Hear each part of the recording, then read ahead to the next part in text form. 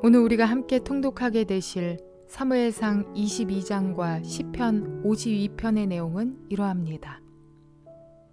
하나님 안에서 자존심을 회복한 다윗은 아굴람 굴에서 자기와 엇비슷한 처지에 놓인 사람들 400여 명과 더불어 정치 세력을 규합했습니다.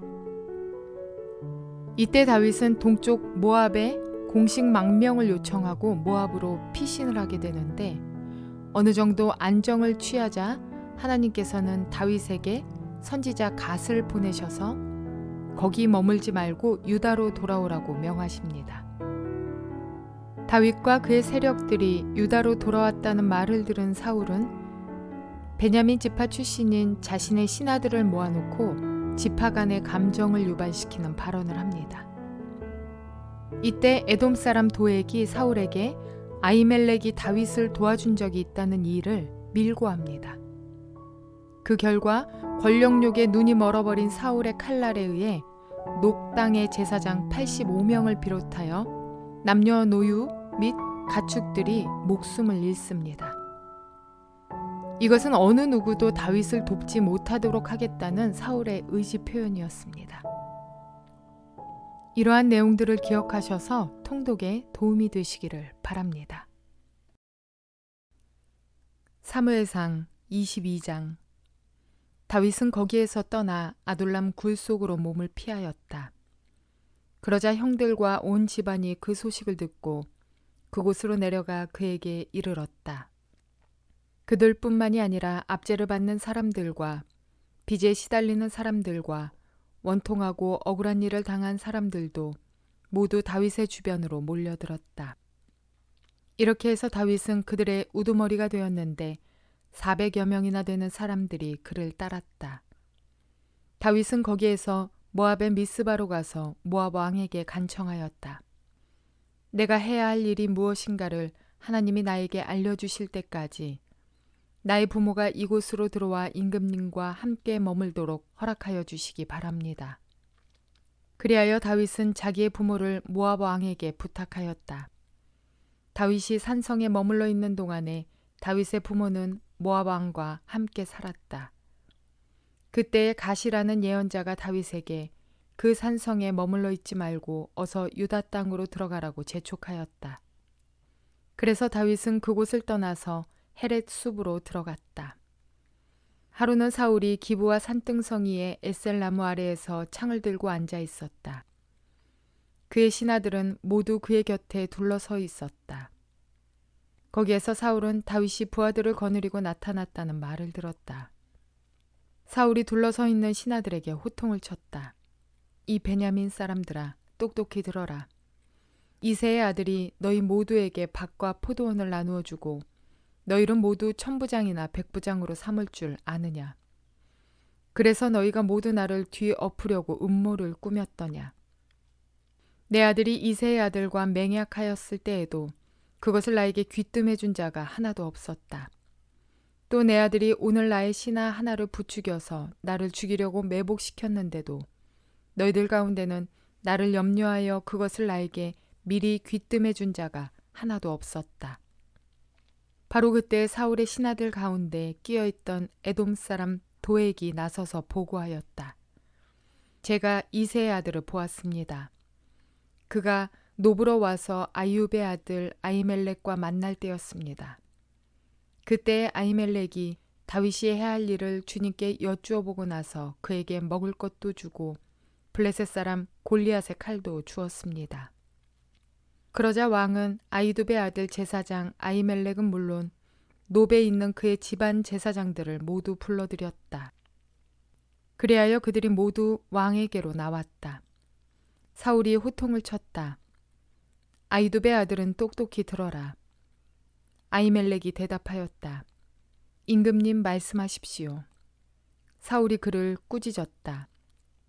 네가 왜 이새의 아들과 함께 공모하여 나에게 맞서려고 하였느냐. 네가 왜 그에게 빵과 칼을 주고 왜 그가 하여야 할 일을 하나님께 물어서 그가 오늘날과 같이 일어나서 나를 죽이려고 매복하도록 하였느냐. 그러자 아히멜렉이 왕에게 대답하였다. 임금님의 모든 신하들 가운데서 다윗만큼 믿을 만한 사람이 누구입니까? 더구나 그는 임금님의 사위인 동시에 경호실장이며 이 궁중에서 매우 존귀한 사람이 아닙니까?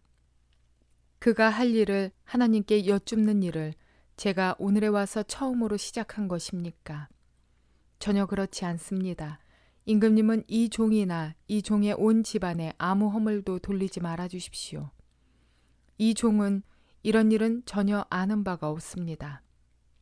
그런데도 왕은 이런 선언을 내렸다. 아히멜렉은 들어라. 너는 어쨌든 너희 온 집안과 함께 죽어 마땅하다. 그리고 왕은 자기 곁에 둘러서 있던 호위병들에게 명령하였다. 너희는 당장 달려들어 주님의 제사장들을 죽여라.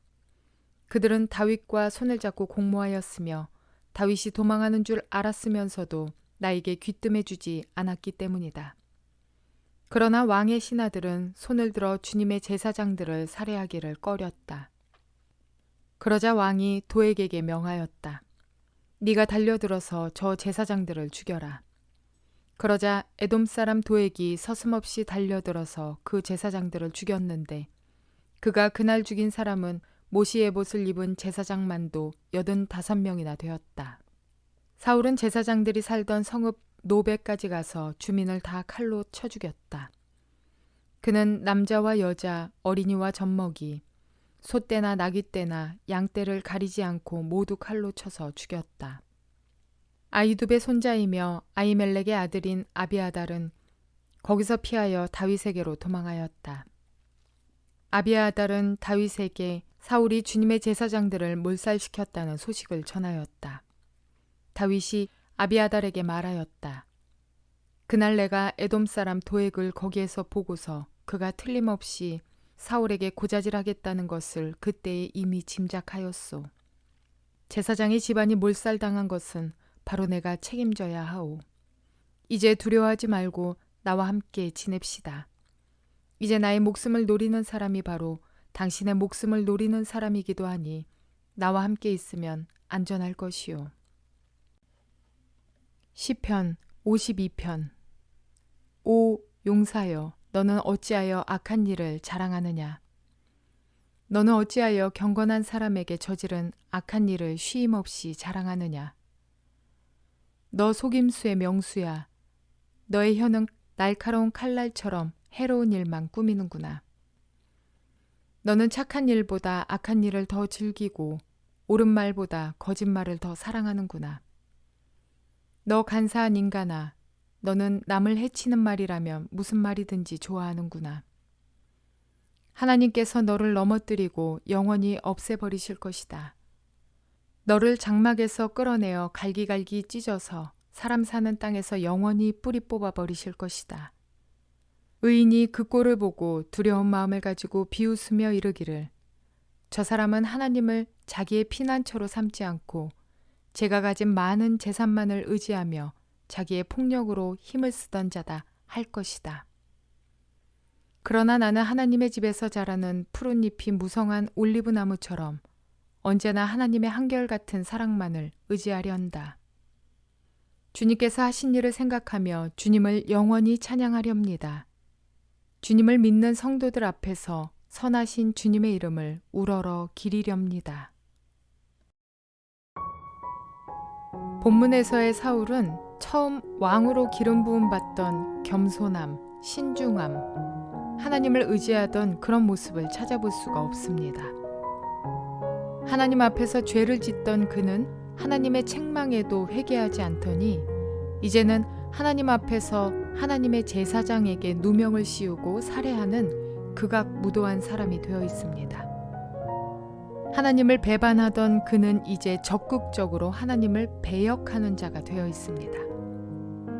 이 결과는 모두 회개하지 않은 데서 시작됩니다. 회개하기보다는 내 자존심을 지키고자 했고 하나님을 두려워하기보다는 사람을 더 두려워했던 사울의 결국이 바로 오늘과 같은 모습을 하고 있습니다. 반면 다윗은 그의 어리석음을 노래하며 하나님의 사랑을 찬양합니다. 우리 안의 죄악과 더러움을 내 자존심 때문에 묻어두고 그것이 썩어 문드러지게 만들면 안 될 것입니다. 그 썩은 심령은 결국 하나님을 향한 귀를 닫고 눈을 닫아 하나님을 배반하고 배역하는 수단이 될 것이기 때문입니다.